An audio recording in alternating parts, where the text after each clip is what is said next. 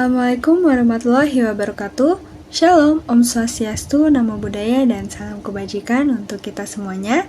Izin memperkenalkan diri, nama saya Yunita Yohana dari kelas 12 IPS 1. Sebelumnya saya ingin berterima kasih kepada Ibu Suwarti selaku guru mata pelajaran sejarah minat saya yang telah memberikan kepada saya tugas ujian praktek video pembelajaran, dan di sini saya mengambil materi yaitu politik apartheid. Semoga saya dapat menjalankan tugas ini dengan baik dan mendapat nilai yang memuaskan. Mohon izin Ibu untuk menjelaskan materi tentang politik apartheid. Terima kasih. Baik, kita masuk ke dalam pasca sebelum ada politik apartheid. Jadi, wilayah Afrika ini menjadi tujuan penjajahan bangsa Eropa. Nah, itu pada era 14 Masehi dan puncaknya itu pada 18 Masehi.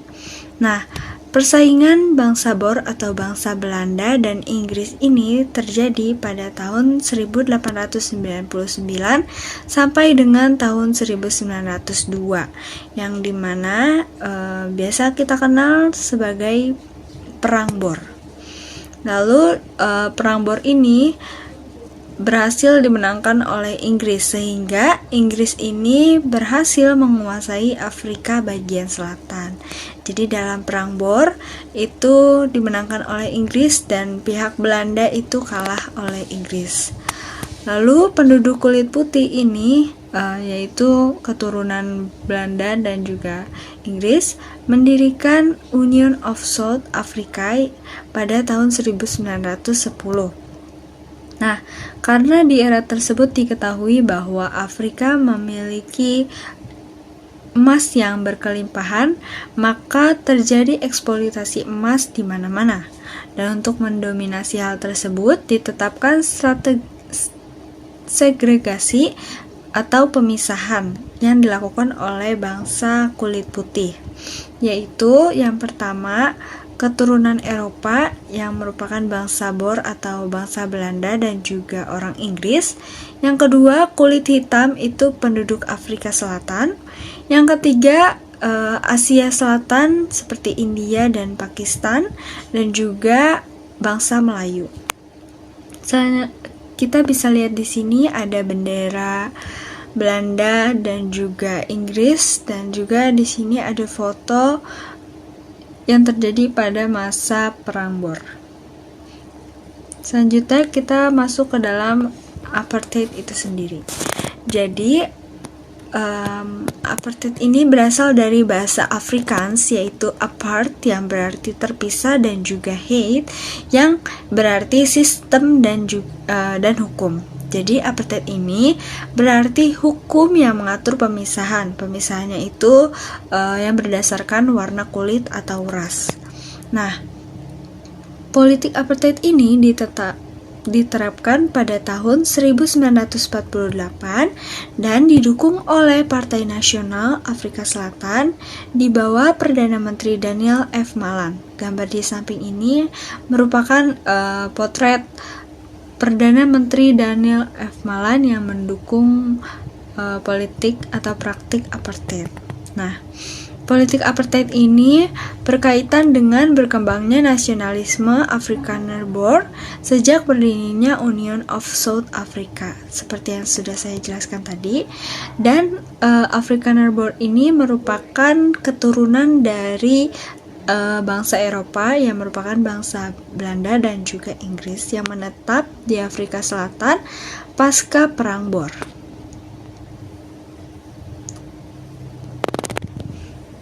Selanjutnya kita masuk ke dalam kebijakan apartheid.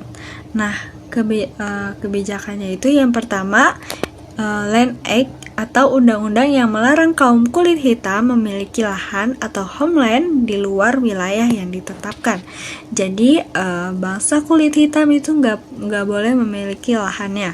Terus juga ditetapkan nih wilayah-wilayah untuk bangsa kulit hitam dan juga bangsa kulit putih. Jadi para kulit hitam itu tidak boleh keluar atau tidak boleh memasuki wilayah-wilayah yang sudah ditetapkan, atau bangsa kulit hitam nggak boleh memasuki wilayah kulit putih begitu, dan juga sebaliknya.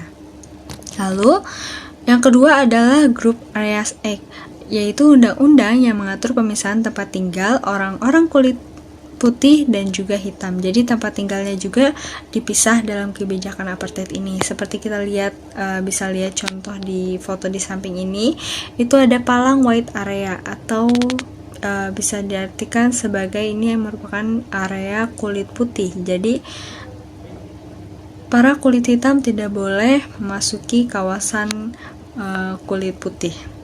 Selanjutnya yang ketiga yaitu Population Registration Act, atau undang-undang yang mewajibkan semua orang kulit hitam untuk mendaftarkan diri menurut kelompok suku. Jadi pada masa politik apartheid ini itu kaum kulit hitam melakukan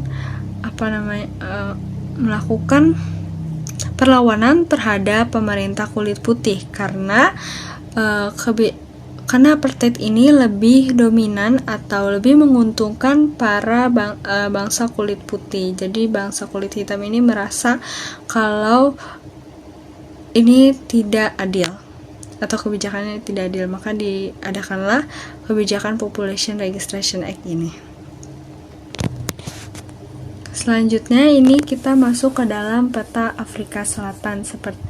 Ini adalah seluruh kawasan Afrika Selatan, dan di sini kita bisa lihat bahwa area kulit hitam itu hanya 13% dari seluruh wilayah Afrika Selatan, dan sedangkan jumlah penduduk kulit hitam tuh lebih banyak daripada jumlah penduduk kulit putih. Jumlah penduduk kulit hitam itu ada 75%, sedangkan wilayah yang boleh dihuni oleh para kulit hitam hanya 13% dari seluruh wilayah Afrika Selatan. Selanjutnya kita masuk ke dalam perkembangan politik apartheid.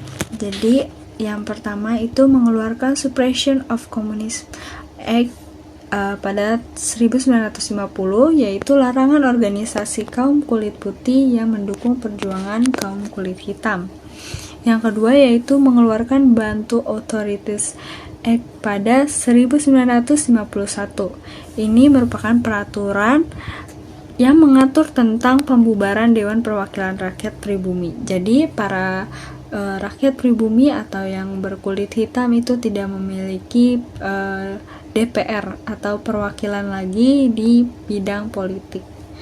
Jadi semua DPR itu diisi oleh kaum kulit putih. Lalu yang ketiga, membentuk pemukiman khusus bagi orang-orang kulit hitam yang dinamakan homeland, seperti yang saya sudah jelaskan sebelumnya.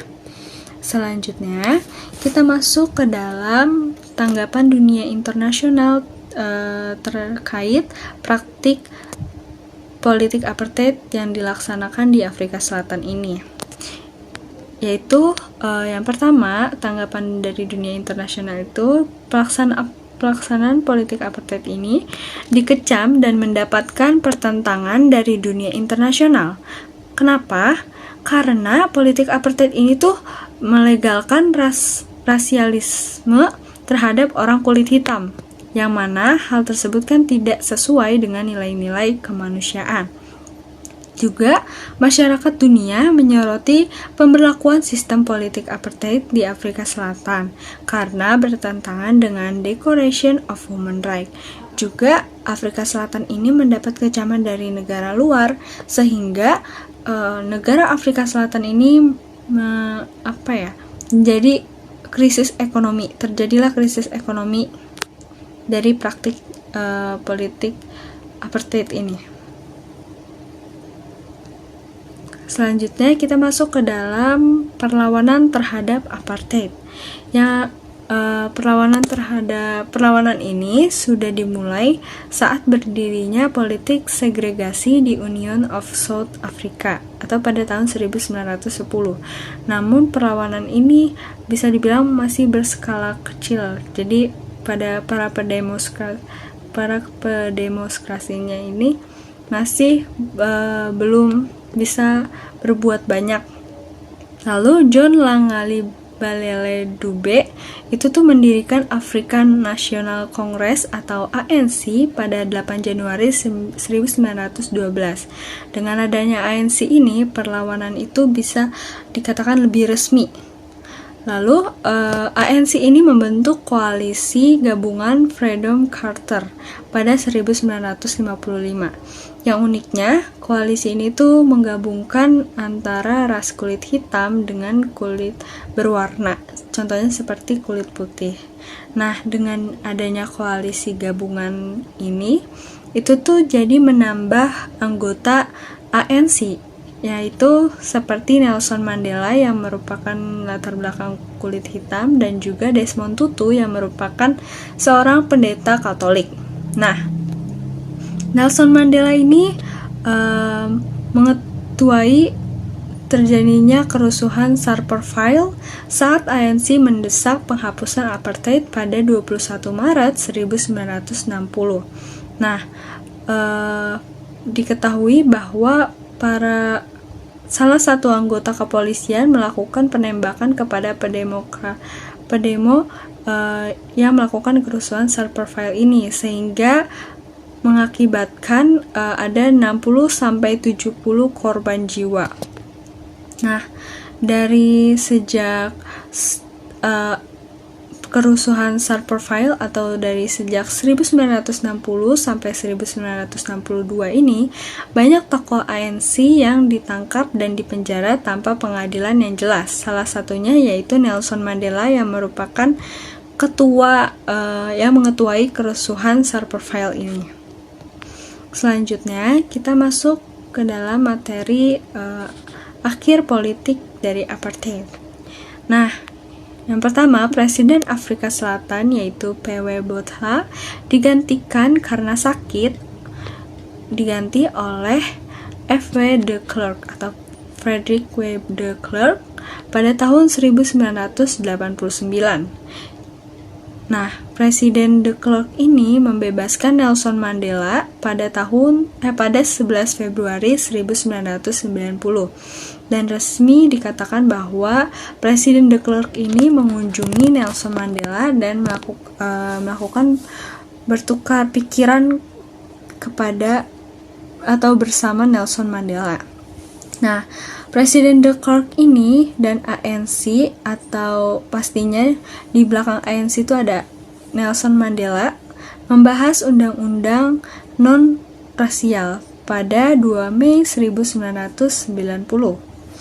Selanjutnya, Presiden de Klerk menghapuskan keadaan darurat, itu tuh yang dituju lebih ke para bangsa kulit hitam atau penduduk kulit hitam, dan batasan-batasan bagi kulit hitam, contohnya seperti Homeland, pada 7 Juni 1990.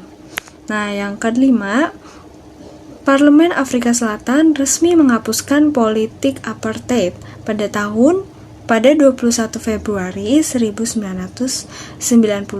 Jadi pada tahun 1991 itu resmi ditetapkan bahwa di Afrika Selatan tidak lagi menjalani atau tidak ada lagi praktik politik apartheid. Selanjutnya kita masuk ke tokoh-tokoh pejuang penghapusan apartheid di Afrika Selatan. Yang pertama kita bisa lihat ada Nelson Mandela, yaitu pemimpin ANC, dan pada tahun 1962 dipenjara akibat aktivitas politiknya. Lalu pada Mei 1994 resmi menjabat sebagai Presiden Afrika Selatan ras kulit hitam pertama di Afrika Selatan. Dan di samping adalah foto Nelson Mandela di samping kiri.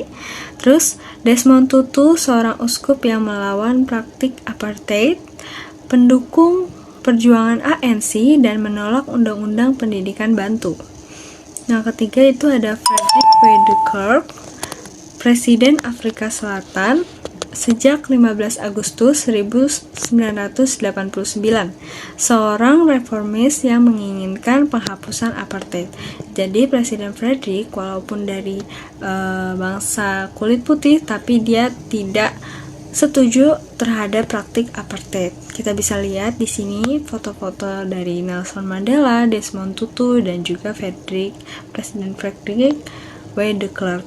Dan di sebelah sini kita bisa lihat ada foto Nelson Mandela bersama dengan Desmond Tutu, dan juga di bawahnya ada foto Nelson Mandela bersama dengan Frederick de Klerk. Selanjutnya kita masuk ke pengaruh penghapusan apartheid di Afrika Selatan yang tentunya itu sangat berpengaruh terhadap para kaum kulit hitam di Afrika Selatan. Bisa kita lihat yang pertama yaitu dominasi politik kaum kulit putih berakhir. Jadi di Afrika Selatan sudah tidak ada lagi dominasi warna kulit. Terus yang kedua, pemerintahan dipegang oleh kulit hitam. Jadi Nelson Mandela yang merupakan seorang presiden Afrika Selatan yang merupakan pertama kalinya ras kulit hitam itu menjadi presiden. Terus yang ketiga, diskriminasi rasial yang menimpa kulit hitam berakhir. Semenjak penghapusan apartheid, para kaum kulit hitam tidak lagi menerima atau mendapat diskriminasi. Yang keempat, masyarakat kulit hitam dan putih hidup berdampingan. Jadi walaupun negara Afrika Selatan itu dipimpin oleh bangsa kulit hitam, tetapi Nelson Mandela ini tidak melakukan praktik balas dendam. Jadi dia mau masyarakat kulit hitam dan kulit putih itu tetap hidup berdampingan. Jadi bangsa kulit hitam tidak melakukan balas dendam dan melakukan diskriminasi kembali kepada kulit putih seperti yang dilakukan kulit putih terhadap kulit hitam, tetapi mereka lebih memilih hidup berdampingan di Afrika Selatan. Selanjutnya, ini adalah pelajaran yang bisa kita ambil dari politik apartheid, yaitu yang pertama, pentingnya menghormati dan mengakui hak-hak asasi manusia semua orang tanpa memandang ras dan etnis. Yang kedua, bahaya diskriminasi dan pemisahan rasial yang dapat menyebabkan kekerasan dan juga konflik. Yang ketiga, pentingnya mempromosikan kesadaran dan pengertian hak-hak asasi manusia dan pentingnya menghormati keberagaman.